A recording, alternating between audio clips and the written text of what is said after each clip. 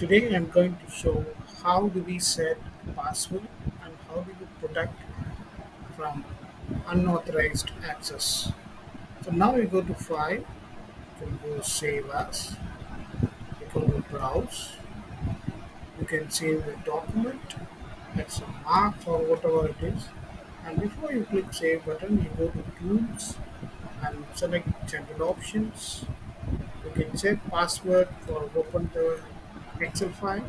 For editing, you set another password.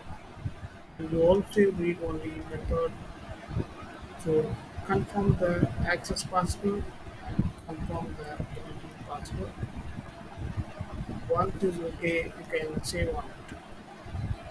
So whenever you open the file again, it will ask you the username password. If you want to edit, also it will ask you the username password. So this is a way you can protect your Excel file from unauthorized access and unknowingly the people could not edit your file. Thank you.